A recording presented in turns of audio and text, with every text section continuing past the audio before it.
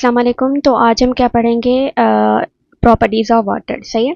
अब जो पहली प्रॉपर्टी है वाटर की वो क्या है, high specific heat of water. ठीक है, हाई में है, हाई पहले, तो हाई का मतलब क्या है कि वाटर की जो स्पेसिफिक हीट है वो क्या होती है, हाई होती है।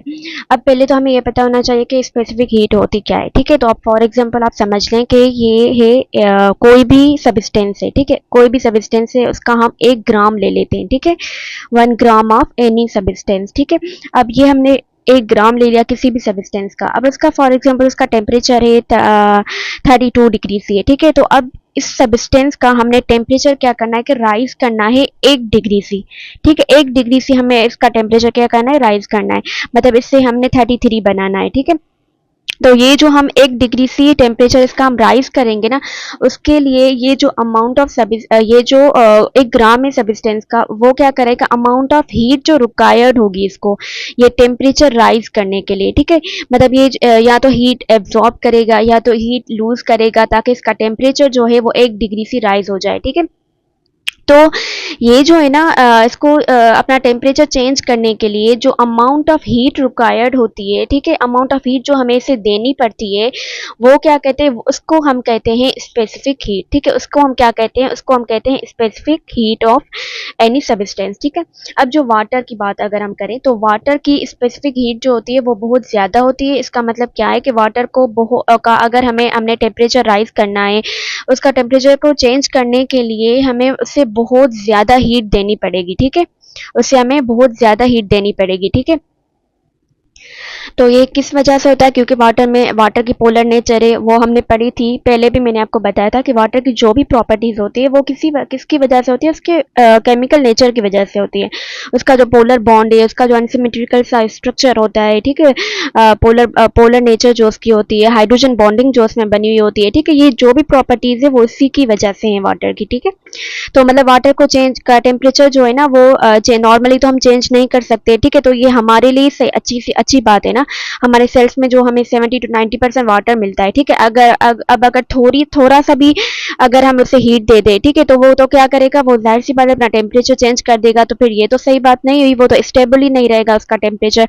तो थर्मो रेगुलेशन जो हमारी बॉडी में हो रही है, थर्मो रेगुलेशन के लिए वाटर जो है वो बहुत इंपॉर्टेंट होता है, क्योंकि वो टेम्परेचर को चेंज करने नहीं देता। ठीक है, अच्छा, उसके बाद जो दूसरी प्रॉपर्टी है वो है हाई हीट ऑफ वेपराइजेशन। ठीक है, अब हाई हीट ऑफ वेपराइजेशन का मतलब क्या है कि जो अमाउंट ऑफ हीट रिक्वायर्ड होती है एक वाटर है। ठीक है, वाटर की जो लिक्विड स्टेट है ना, उसको गैसियस जो स्टेट होती है, वेपर स्टेट जो होती है, उसमें चेंज करने के लिए कितनी अमाउंट ऑफ हीट रिक्वायर्ड है। ठीक है, हमने वाटर की नॉर्मली तो लिक्विड स्टेट होती है। ठीक है, तो उसको गैसियस स्टेट में, उसको वेपर स्टेट में चेंज करने के लिए जो अमाउंट ऑफ हीट रिक्वायर्ड होती है ना, उससे हम क्या कहते हैं, हीट ऑफ वेपराइजेशन कहते हैं। तो वो भी वाटर की क्या होती है, हाई होती है। ठीक है, तो ये भी तो हमारे लिए अच्छी बात है ना कि वाटर क्या रहेगा, स्टेबल रहेगा। अब फॉर एग्जांपल अगर ये हीट ऑफ वेपराइजेशन जो होती है वो कम होती, ठीक है, तो थोड़ी सी भी अगर वाटर को हीट मिलती तो वाटर क्या करता, वेपर्स में कन्वर्ट हो जाता। ठीक है, वाटर क्या करता, वेपराइज हो जाता। तो फिर ये तो सही बात नहीं है, तो ये तो वाटर स्टेबल ही नहीं रहेगा। हमारे तो जो भी रिएक्शंस वगैरह हैं वो वाटर पे ही डिपेंड कर रहे हैं ना। तो वाटर क्या रहेगा, इस हाई हीट ऑफ वेपराइजेशन की वजह से वाटर अपनी जो स्टेट है वो उसको मेंटेन रखेगा, उसको चेंज नहीं करेगा। ठीक है, और स्टेबल रहेगा। ओके, तो अब जो थर्ड प्रॉपर्टी है वो है हाइड्रोफोबिक एक्सक्लूएंट। ठीक है, अब हाइड्रोफोबिक एक्सक्लूएंट का क्या मतलब है, अब जैसे मैं आपको समझाती हूँ। फॉर एग्जांपल ये मैंने क्या लिया है, एक कंटेनर ले लिया। सही है, ये मैंने एक कंटेनर ले लिया। अब उसमें क्या है कि उसमें बहुत सारा वाटर ही पड़ा है। ठीक है, वाटर पड़ा है उसमें, ये वाटर सॉल्यूशन है उसमें।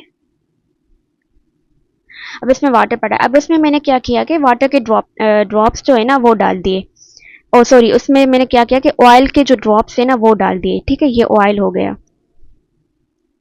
ठीक है, ये क्या होगा, ऑयल हो गया। ठीक है, तो मैंने इसमें क्या किया कि ऑयल के ड्रॉपलेट्स डाल दिए। ठीक है, अब क्या हो गया, अब आप यहाँ पर देखें, ये है ना, ये क्या है, ऑयल के ड्रॉपलेट्स हैं। ये इसके पूरे सराउंड उसको क्या कर रहा है कि वाटर सराउंड कर रहा है। ठीक है, मतलब ये क्या हो गया, कॉन्टेक्ट एरिया हो गई ना एक। तो जो वाटर की इस कंडीशन में जो वाटर की जो कॉन्टेक्ट एरिया है, कांटेक्ट एरिया जो है, मतलब इसका जो कांटेक्ट है ऑयल के साथ, ठीक है, कांटेक्ट एरिया जो है इसकी विथ ऑयल, ठीक है, वो क्या है कि बहुत ज़्यादा है ना। देखें ये ऑयल है और इसका कांटेक्ट जो है वाटर के साथ बहुत ज़्यादा हो रहा है, ठीक है, ये बीच में इसका इस हो रहा है, इसका हो रहा है, ठीक है, तो इसके सराउंडिंग में पूरा क्या है, वाटर है, ठीक है। अब आप आपने देखा होगा कि हम जब वाटर, ठीक है, एक ग्लास है उसमें वाटर पड़ा है, ठीक है, तो उसमें ना हम क्या करेंगे, अगर आप अपना, या आप एक्सपेरिमेंट खुद भी कर सकते हैं, तो अगर हम इसमें क्या डाल दें, ऑयल डाल दें, ठीक है, तो ये ऑयल का क्या करता है, तो थोड़ी देर के बाद ये ऊपर आकर वाटर के सरफेस पे एक मतलब ऐसे लेयर बना देता है, ठीक है, ये आपने देखा होगा ऐसे होता है, ठीक है, ये मतलब इसमें डिसॉल्व नहीं होता। क्यों? क्योंकि ऑयल क्या होता है, हाइड्रोफोबिक है। ऑयल की क्या नेचर होती है, हाइड्रोफोबिक है, ठीक है, वो वाटर को हेट करता है, ठीक है, हाँ वो वाटर को हेट करता है और वो क्या करेगा, वो वाटर में डिसॉल्व नहीं होगा। तो ये क्या करेगा आफ्टर सम टाइम, ये जो है ना, फॉर एग्जांपल मैं ये दोबारा बना देती हूँ, तो ये वाटर तो सेम अपनी जगह पर पड़ा है। अब ये क्या करेगा, ये जो ऑयल है ना, ये अपने एक दूसरे से ज्वाइन होंगे, ठीक है, ये जो छोटे छोटे जैसे ड्रॉपलेट्स हैं ऑयल के, ये क्या करेंगे, एक दूसरे से ज्वाइन होके एक पूरी सी लेयर बना देंगे वाटर के सरफेस पर, ठीक है, लेयर बना देंगे वाटर के सरफेस पर, ठीक है। अब ये क्या, पहले क्या थे, छोटे छोटे से ड्रॉपलेट्स थे जो कि पूरे कंटेनर में से हमने डाल दिए, ठीक है, तो इनका क्या था कि वाटर के साथ जो इनका कांटेक्ट था वो बहुत ज्यादा हो रहा था। अब ये जो, क्योंकि हाइड्रोफोबिक है, ठीक है, ये हाइड्रोफोबिक है, तो हाइड्रोफोबिक नेचर की वजह से ऑयल जो है ना, ऑयल हाइड्रोफोबिक नेचर का है, तो वो अपनी इस नेचर की वजह से क्या करेगा कि मतलब वो वाटर को हेट करता है, ठीक है। अब वाटर को हेट करेगा तो वो चाहेगा कि उसका कम से कम कांटेक्ट हो वाटर के साथ। ऑयल क्या करे, क्या चाहेगा कि उसका कम से कम कांटेक्ट हो वाटर के साथ। तो उस वजह से वो क्या करेगा कि वो एक दूसरे से ज्वाइन होंगे और बड़ा सा ड्रॉपलेट बना देंगे और वाटर की जो सरफेस लेयर होती है ना उस पर आ जाते हैं। तो यहाँ पर आप देखें, अब इसका इससे कांटेक्ट क्या है, कम है, ठीक है। अब इसके नीचे जो वाटर की ये जो लेयर होगी, यहाँ पर जो वाटर होगा उससे तो इसका कांटेक्ट होगा, लेकिन इस साइड पर तो नहीं है ना, ठीक है, ये बिल्कुल सरफेस पर आ गया। तो अब आप ये कंटेनर देखिए और ये कंटेनर देखिए, दोनों में से कांटेक्ट वाटर के साथ ऑयल का किस में ज्यादा है, ठीक है, इसमें ज्यादा है, डेफिनेटली इसमें ज्यादा है, ठीक है। इसमें बीच में पड़ा होता है, इस तरफ भी इसका पानी है, इस तरफ भी पानी आ रहा है, इस तरफ भी पानी है, इस तरफ भी पानी है, ठीक है।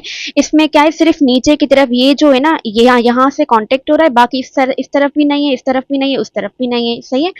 तो ये क्या होगा कि मतलब यही है हाइड्रोफोबिक एक्सक्लियन जो वाटर की प्रॉपर्टी होती है। और इसी वजह से क्या होता है कि अब ये हमारे सेल्स के लिए क्यों इंपॉर्टेंट है, क्योंकि हमें पता है कि सेल्स की जो सेल मेम्ब्रेन जो होती है वो क्या होती है, लिपिड बाइलेयर होती है, ठीक है, तो उसमें भी हमें लिपिड्स मिलते हैं, ठीक है। और जो सेल का प्रोटोप्लाज्म होता है उसमें क्या होता है कि 70 to 90% हमें वाटर मिलता है, ठीक है।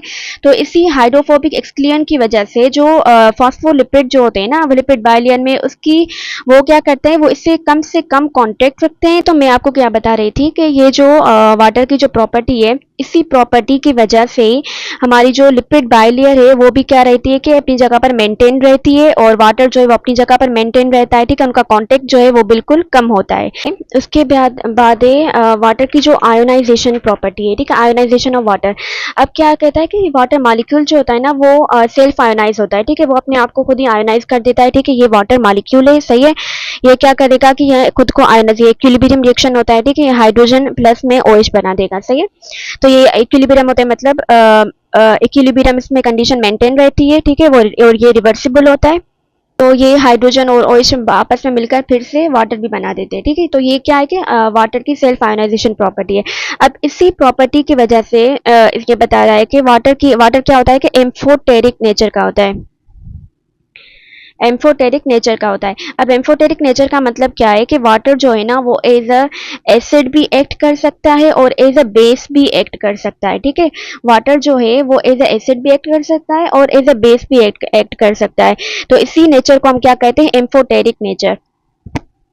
अब वाटर का मॉलिक्यूल है तो वो एज अ एसिड भी एक्ट कर रहा है और एज अ बेस भी एक्ट कर रहा है। वो कैसे कर रहा है, देखिए, वाटर है, ठीक है, प्लस में NH3। अब अगर ये NH3 से एक्ट करेगा तो ये हाइड्रोजन क्या है, अपना डोनेट कर देगा इसको, और ये क्या बन जाएगा, NH4 बन जाएगा, प्लस में OH बन जाएगा। तो ये क्या कर रहा है कि अपना हाइड्रोजन जो है इसको डोनेट कर रहा है, मतलब ये एक्ट कर रहा है एज अ एसिड, ठीक है। और इसी तरह हम अगर वाटर को रिएक्ट करवाते हैं HCl के साथ, तो ये क्या करेगा कि यहाँ इससे अपना प्रोटॉन एक्सेप्ट करेगा, ठीक है, H3O बन जाएगा, प्लस में क्या बन जाएगा, Cl बन जाएगा। तो यहाँ पर ये वाटर एक्ट कर रहा है एज अ बेस, ठीक है, और ये इसी आयोनाइजेशन नेचर जो है ना वाटर की, उसी की वजह से होता है, क्योंकि ये ब्रेक होकर क्या बनाता है, हाइड्रोजन बनाता है, प्लस में OH बनाता है, ठीक है। तो ये अगर ये जो इसका प्रोटॉन है ये आयोनाइज हुआ और इसका जो ये वाटर का जो प्रोटॉन है, ठीक है, ये प्रोटॉन क्या करेगा, ये डोनेट कर देगा, ठीक है, जैसे इसने यहाँ पर किया NH3 को क्या किया कि इसने डोनेट कर दिया। और ये जो इसका OH है, ठीक है, यहाँ इस पर नेगेटिव चार्ज होती है, ठीक है, ये क्या करेगा कि ये हाइड्रोजन जो प्रोटॉन है इसको क्या करेगा, एक्सेप्ट करेगा, ठीक है, जैसे इसने यहाँ पर किया है, ठीक है, इसके OH ने ये HCl क्या किया कि एक्सेप्ट किया। तो यही होती है amphoteric nature of the water, सही है, ठीक है। अब वाटर जो है ना वो इसी आयोनाइजेशन प्रॉपर्टी की वजह से वाटर एक्ट कर रहा है एज अ बफर, ठीक है।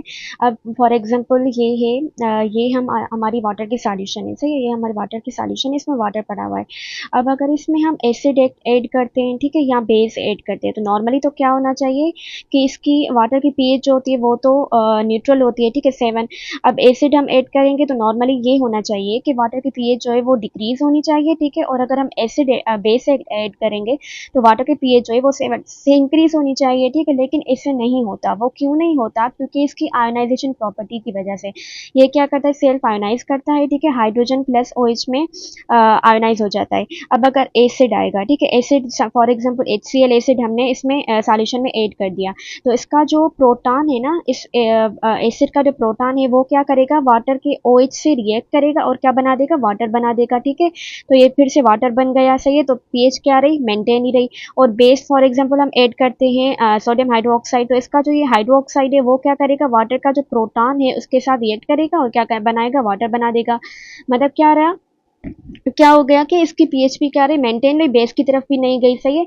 इसी वजह से इसकी pH जो होती है वो क्या रहती है, मेंटेन रहती है, और हम कहते हैं कि वाटर जो है ना वो वाटर जो है वो एक्ट करता है एज अ बफर के तौर पर एक्ट करता है, ठीक है। अब उसके बाद कौन सी प्रॉपर्टी है वाटर की, anomalous behaviour of the water, ठीक है, यानी एनोमलस यानी abnormal behaviour of the water. अब ये एबनॉर्मल बिहेवियर कैसे होता है, क्यों होता है कि देखिए 4 डिग्री से अगर हम टेम्परेचर को डिक्रीज करते हैं तो जो अदर सब्सटेंसेज होते हैं वो नॉर्मली क्या करते हैं, कॉन्ट्रैक्ट करते हैं, लेकिन वाटर का ये एबनॉर्मल बिहेवियर है कि वो थोड़ा एक्सेप्शनली क्या करता है कि वो एक्सपेंड करता है 4 डिग्री से 0 डिग्री तक, ठीक है, 4 डिग्री से 0 डिग्री तक अगर हम टेम्परेचर को करें तो इस टेम्परेचर के बीच में ये क्या करता है, वाटर क्या करता है, एक्सपेंड करता है, ठीक है, वो एक्सपेंड करता है और इसकी जो डेंसिटी है ना वो डिक्रीज होती जाती है, इतना कि डिक्रीज होते होते वो क्या हो जाता है कि फ्रीज हो जाता है, वाटर क्या हो जाता है, फ्रीज हो जाता है, सही है। तो यही है वाटर की anomalous behaviour of the water. तो इसी को हम कहते हैं कि ये anomalous behaviour of the water होता है, ठीक है, यानी वाटर 4 डिग्री से अगर हम इसको डिक्रीज कर ले टेम्परेचर को तो वाटर जो है वो एक्सपेंड होगा और लेस डेंस होता जाएगा, इसकी डेंसिटी बिल्कुल कम हो जाएगी और क्या होगा, फ्रीज हो जाएगा। अब जैसे हम आइस क्यूब्स करते हैं, ठीक है, तो वो आइस क्यूब्स को क्या होता है कि उनकी डेंसिटी जो होती है वो बिल्कुल कम होती है, और अगर हम लिक्विड स्टेट में वाटर को देखते हैं तो उसकी डेंसिटी जो होती है वो बिल्कुल हाई होती है, ठीक है। तो हम अगर पानी का एक ग्लास लेते हैं उसमें हम आइस क्यूब्स डालेंगे तो वो हमें पता है कि वो उसके सरफेस पर होते हैं, ठीक है। तो इसी में यही बात कर रहा है कि the low density water in ice becomes lighter comes above the surface of the high density water of liquid, ठीक है, it makes the life possible under frozen water. सही है, तो यहाँ पर हमारा टॉपिक जो है प्रॉपर्टीज ऑफ वाटर वो कंप्लीट हो गया। नेक्स्ट टॉपिक जो है वो हमारा कार्बोहाइड्रेट्स, वो हम नेक्स्ट वीडियो में पढ़ेंगे।